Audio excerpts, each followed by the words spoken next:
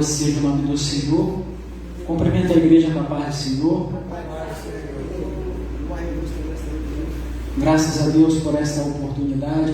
Deus nos tem concedido estar aqui essa noite, e a nossa vinda aqui não é em vão. Com certeza Deus ele tem algo para falar e para tratar conosco. Eu convido a igreja aqui de pé.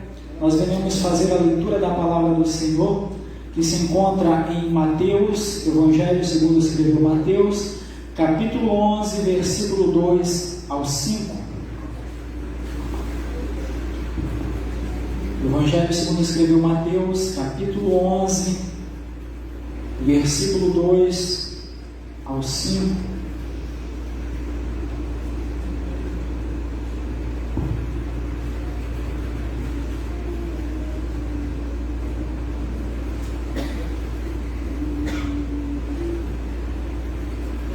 Louvado seja o nome do Senhor. Mateus capítulo 11, versículo 2 ao 5.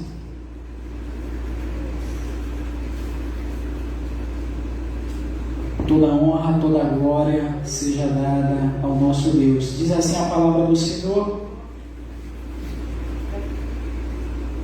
E João, ouvindo no cárcere falar dos feitos de Cristo, enviou 2 dos seus discípulos a dizer-lhe: És tu aquele que havia de vir, ou esperamos outro? E Jesus respondendo disse-lhe: Ide e anunciai a João as coisas que ouves e vedes. Os cegos veem, os coxos andam, os leprosos são limpos e os surdos ouvem. Os mortos são ressuscitados e os pobres é anunciado o Evangelho. Louvado seja o nome do Senhor. Você pode tomar o seu assento. Glória a Deus, aleluia. Glórias ao nome do Senhor. Eu quero trazer essa noite uma palavra para a igreja sobre o ministério de Jesus. Quando nós falamos sobre ministério, a verdade, tem pessoas que pensam que ministérios são para pessoas escolhidas, são para pessoas selecionadas, é uma exclusividade de poucos. A verdade é que Deus ele escolheu a todos nós. Não existem pessoas que são privilegiadas, não existem xodós de Deus, absolutamente não. Todos nós, ilustrado na parábola dos talentos, Deus entregou habilidades, Deus entregou talentos, Deus ele entregou capacidade, Deus ele entregou sabedoria, e até mesmo aqueles que julgam não ter, diz a palavra do Senhor, Tiago 1,5, que aqueles que têm falta de sabedoria, peça a Deus, que a todos dá liberalmente e nada vos impropera, isto é, nada joga em rosto. Então todos nós, Deus tem uma incumbência, tem uma responsabilidade diante de Deus. É claro que uns mais, outros menos, mas todos nós temos uma responsabilidade diante de Deus. Na parábola dos talentos, diz a palavra do Senhor que para um ele deu 10, para outro ele deu 5, e para um ele deu apenas 1. Mas ele não deixou de distribuir, ele não deixou de dar responsabilidades a cada um. Aleluia. Mas falando sobre Jesus, o ministério de Jesus ele serve para nós como exemplo.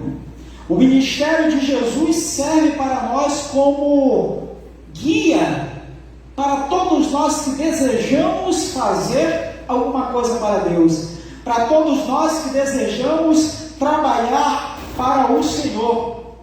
E o ministério de Jesus, diz a palavra do Senhor em Lucas capítulo 3, versículo 23, que ele começa aproximadamente quando Jesus ele tinha 30 anos. A palavra do Senhor, alguns criticam a vida de Jesus, porque a primeira vez que é mencionado Jesus, a sua vida, quando ele tinha aproximadamente 12 anos de idade. E só depois, quando ele tem 30 anos de idade, é que ele volta a ser mencionado. Isto é, há uma lacuna de quando Jesus tem 12 aos seus 30 anos de idade. E a verdade é que isso não é para ser questionado, não é para ser algum embaraço, não é para ser alguma confusão entre nós. Se alguém nos perguntar o que é que Jesus estava fazendo entre os 12 e os 30 anos de idade, a resposta é: estava crescendo e se aprofundando em graça diante de Deus e dos homens. Jesus estava se capacitando, Jesus estava se preparando para aquilo que Deus ele tinha entregado para ele. A verdade é que Jesus ainda não estava em eminência diante dos homens, porque ele ainda estava se preparando, aleluia. Ele estava buscando o preparo, a capacitação, ele estava aprendendo para colocar em prática e para tomar, aleluia, a atitude do ministério que Deus tinha entregue para ele. E o ministério de Jesus é um ministério tríplice. Por que o ministério de Jesus é um ministério tríplice? É como se fosse esse pedestal, esse tripé. O ministério de Jesus era um ministério profético. Jesus ele veio como profeta. A palavra do Senhor vai dizer em Mateus capítulo 16, versículo 14, quando Jesus ele interroga os seus discípulos sobre quem eles diziam, quem as pessoas diziam que quem ele era. E os discípulos vão responder a Jesus dizendo: uns João Batista, outros dizem que tu és Elias, outros dizem que tu és Jeremias, e outros dizem que tu és um dos profetas. Porque Jesus expressava características proféticas na sua vida. Jesus ele tinha um ministério profético. Por quê? Porque o profeta ele tinha a responsabilidade de trazer de Deus as coisas de Deus e entregar ao povo. Era o que Jesus ele fazia. Ele pegava a palavra do Senhor e falava com as multidões, falava com o povo. Jesus ele fala sobre si mesmo, sobre o seu ministério profético em Marcos, capítulo 6, versículo 4. Ele diz: não há profeta sem honra, senão na sua pátria e entre os seus parentes e na sua casa. Jesus fazendo alusão ao seu ministério profético. Aleluia!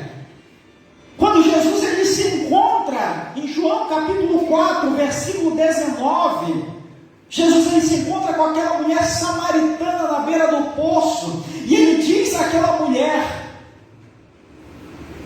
eu tenho uma água que todo aquele que bebe nunca mais terá sede. E ela diz: eu quero beber desta água. E Jesus ele diz: então vai, pega o teu marido e volta. E ela diz: eu não tenho marido. E Jesus ele diz: tu falastes bem, porque tu já tivesse 5 e o que tu tens não é teu. E ela diz: eu reconheço que tu és profeta. Aleluia.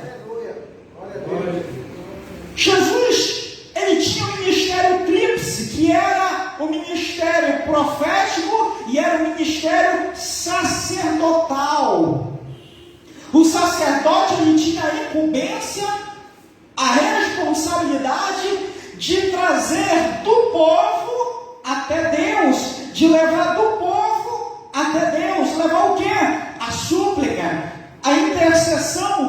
problemas, os pecados do povo e levar até Deus. O sacerdote ele tinha a responsabilidade de interceder pelo povo, de oferecer sacrifício pelo povo. Esse era o trabalho do sacerdote. E o nosso Jesus, ele veio como nosso sumo sacerdote. Por que como sumo sacerdote? Porque só o sumo sacerdote podia entrar dentro dos santos dos santos e oferecer sacrifício uma vez por ano diante de Deus, aleluia, face a face, no mover do Espírito de Deus, na presença de Deus naquele lugar. E se o sumo sacerdote não estivesse em integridade, não estivesse em retidão diante de Deus, ele morreria.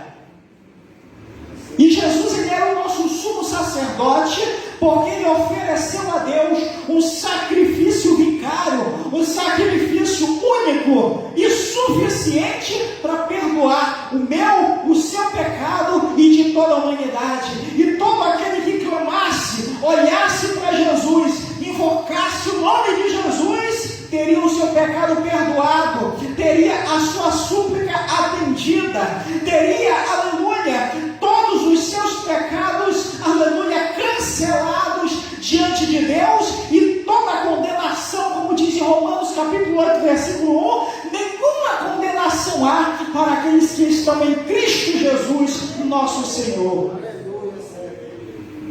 Hebreus capítulo 9, versículo 11 e 12 diz: mas vindo Cristo, o sumo sacerdote dos bens futuros, por um maior e mais perfeito tabernáculo, não feito por mãos, isto é, não desta criação, e nem por sangue de bodes, nem de bezerros, mas pelo seu próprio sangue, entrou uma vez por todas no santuário, havendo efetuado uma eterna redenção.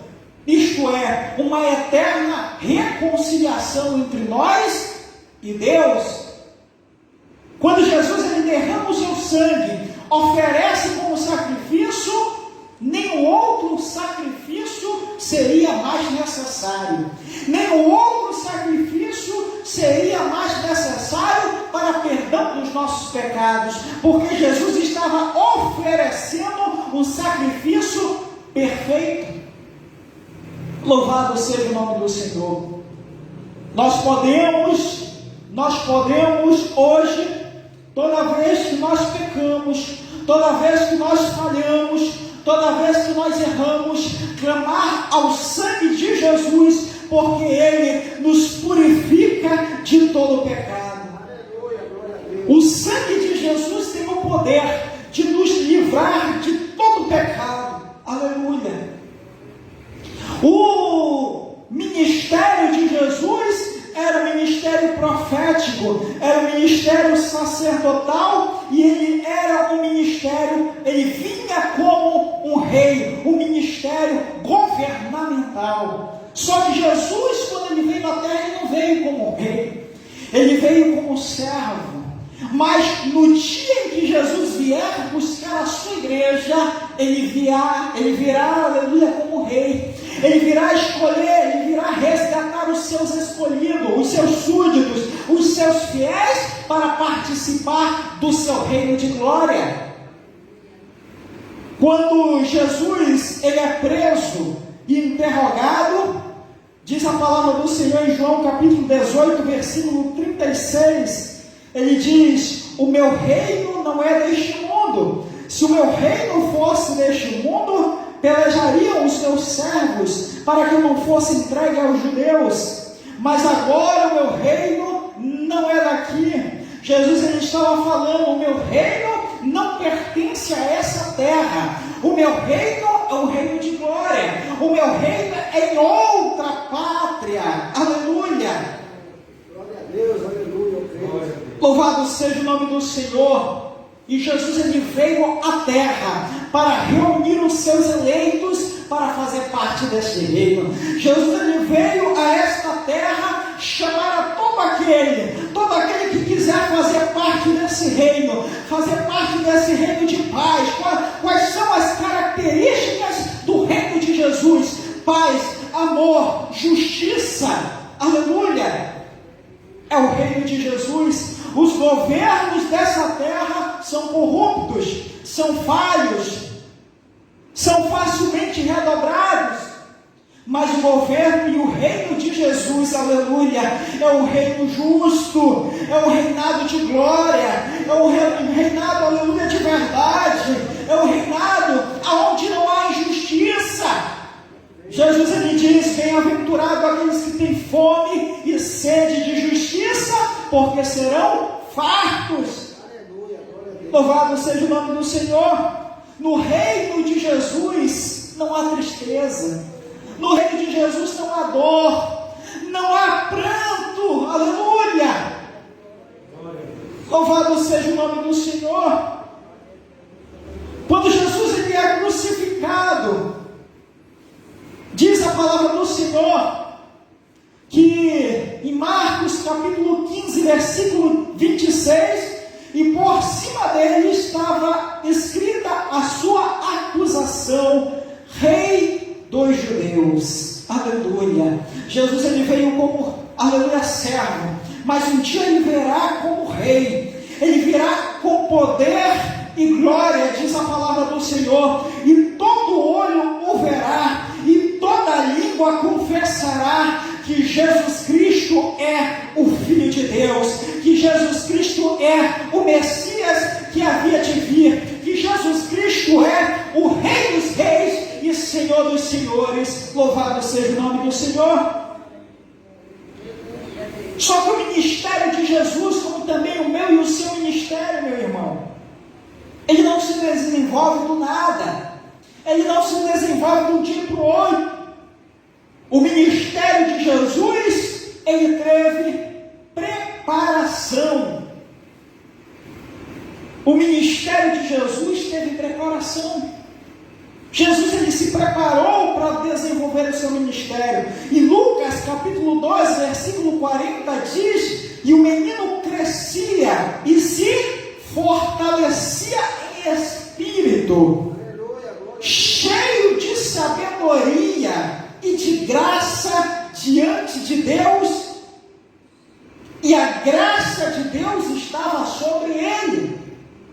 Ele se fortalecia, ele buscava a presença do Senhor, ele buscava o Espírito Santo, ele buscava conhecimento na palavra, ele buscava conhecimento entre os doutores. Diz a palavra do Senhor em Lucas capítulo 12, versículo 46, que quando os pais de Jesus foram até Jerusalém, que era uma viagem anual, ele se separa, se perde do meio da sua família. E diz a palavra do Senhor que aconteceu que, passado 3 dias, o acharam no templo, assentado no meio dos doutores, ouvindo-os e interrogando-os. Jesus ele estava ouvindo, aprendendo no meio dos doutores. Jesus ele estava questionando: por que isso, por que aquilo, como é que é isso, como é aquilo. Jesus ele estava se aprendendo, estava buscando conhecimento, estava se capacitando. Aleluia. Qual é o seu ministério? Você tem buscado o aperfeiçoamento? Você tem buscado a preparação? Louvado seja o nome do Senhor. Lucas capítulo 2, versículo 52 diz: e crescia Jesus em sabedoria, em estatura e em graça diante de Deus e dos homens. Era o que Jesus estava fazendo dos 12 até os 30 anos de idade, trabalhando, aperfeiçoando, buscando a excelência para fazer para Deus o melhor. Louvado seja o nome do Senhor. O ministério de Jesus teve preparação. O ministério de Jesus, após a sua preparação, teve a sua atuação. Jesus não só buscou a sua preparação, mas chegou um momento que tudo aquilo que ele aprendeu, tudo aquilo que ele se capacitou, tudo aquilo que ele se qualificou, ele teve que colocar em prática, ele teve que colocar em atitude. ele teve que expressar. Chegou a hora de Jesus arregaçar as mangas e começar a trabalhar e desfazer as obras do inimigo.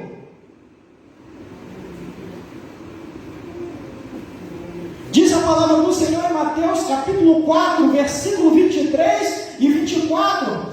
E percorria Jesus toda a Galileia, ensinando nas suas sinagogas e pregando o evangelho do reino e curando todas as enfermidades e moléstias entre o povo. E a sua fama correu por toda a Síria, e traziam-lhe todos os que padeciam, incometido de várias enfermidades e tormentos, e os endemoniados, e os lunáticos, e os paralíticos, e ele os curava.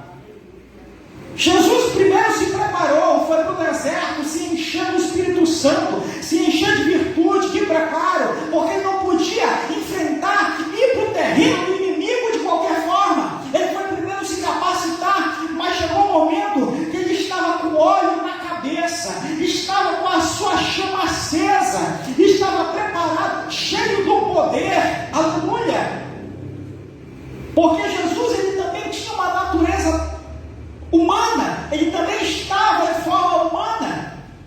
Jesus não estava 100% Deus, não. Se Jesus ele fosse 100% Deus naquele momento, o diabo não vinha tentar ele com a fome. Fome é um elemento, uma característica humana. Todos nós sentimos fome. Se Jesus naquele momento tivesse 100% Deus, Satanás ele jamais ia tentar Jesus com coisas humanas. Aleluia. Mas Jesus ele se fortalece naquele momento que ele busca a sua preparação. Ele começa a atuar, começa a pregar o evangelho, começa a curar os enfermos, começa a tirar a venda dos olhos das pessoas, começa a pregar uma esperança, começa a pregar o reino dos céus, começa a desfazer as obras do maligno. Aleluia! Jesus nos chamou, meu irmão, para bagunçar o terreno do inimigo. Não foi para Satanás bagunçar a nossa vida, não. Foi para nós desfazermos tudo aquilo que ele faz, toda aquela bagunça que ele tem feito, aleluia. Nós somos agentes de Deus para destruir tudo aquilo que Satanás tem feito. Quando eu e você levantamos a nossa voz, pregamos a palavra do Senhor para uma pessoa, nós estamos desfazendo a obra de Satanás.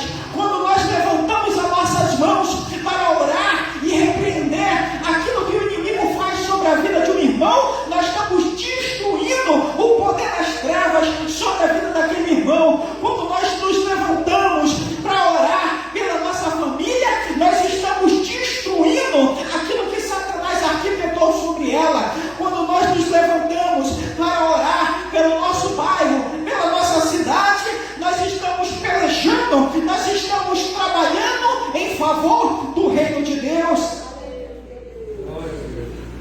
Louvado seja o nome do Senhor. Nós estamos colocando em prática, atuando, colocando tudo aquilo que o Espírito Santo já nos capacitou. Nós buscamos, fomos para a sua presença, buscar revestimento, buscar poder, buscar unção, conhecimento da sua palavra.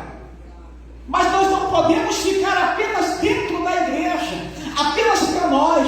Nós temos também que ir, aleluia, semear essa palavra em outros corações. Nós temos que ser agentes do reino dos céus, levar essa palavra a todo aquele que está desanimado, que não tem esperança, que está desiludido, aleluia, aquele que está triste, cabisbaixo, e dizer que existe um Deus que é poderoso para curar, para salvar, para mudar a vida do ser humano para melhor. Louvado seja o nome do Senhor. O ministério de Jesus teve preparação, teve atuação, aleluia, e por último teve comissão. Jesus, ele foi se preparar, Jesus buscou unção, Jesus buscou todo o preparamento, toda a capacitação. Jesus, ele atuou, trabalhou terminaria ali. Ele tinha que, o seu trabalho não podia parar ali. A sua obra não podia acabar. Por isso Jesus ele comissionou, aleluia, os seus discípulos. Marcos capítulo 16, versículo 15, Jesus reúne a sua turma de alunos, de homens e mulheres capacitados, de homens e mulheres que estavam aprendendo aos seus pés, e ele diz: ide por todo mundo, pregai o evangelho a toda criatura, aquele que crê e for batizado será salvo, mas aquele que não crê será condenado. Ide e fazei a obra, ide buscar as ovelhas perdidas, ide, aleluia, e dê continuidade ao trabalho que está sendo feito. Jesus ele diz em Mateus capítulo 28, versículo 19 e 20: todo o poder me foi dado no céu e na terra. Ide fazer discípulos de todas as nações, batizando em nome do Pai, do Filho e do Espírito Santo, ensinando a guardar todas as coisas que eu vos tenho ordenado, e eis que estou convosco todos os dias até a consumação dos séculos. O ministério que Jesus nos incumbe, nós temos que nos preparar, nós temos que colocar em prática, e por fim nós não podemos parar. Nós temos que fazer discípulos, nós temos que fazer substitutos, nós temos que fazer pessoas que irão continuar a obra que nós fazemos. Quem são essas pessoas? São aquelas pessoas que estão dentro do nosso lar, são aquelas pessoas que são os nossos amigos, os nossos conhecidos. A palavra que teve poder sobre a nossa vida tem que ter poder também sobre a vida deles, aleluia. O nosso erro muitas das vezes é o mesmo erro de Moisés, ou melhor dizendo, é o mesmo erro de Josué, porque nós pensamos que o nosso trabalho, que nós somos insubstituíveis, que o que nós fazemos ninguém pode fazer. E Moisés ele capacita, ele prepara um homem para o substituir. Este homem se chamava Josué. Porém Josué, depois que morre, ele não prepara ninguém para substituí-lo. E aí entra o período dos juízes. E Deus não quer que isso aconteça.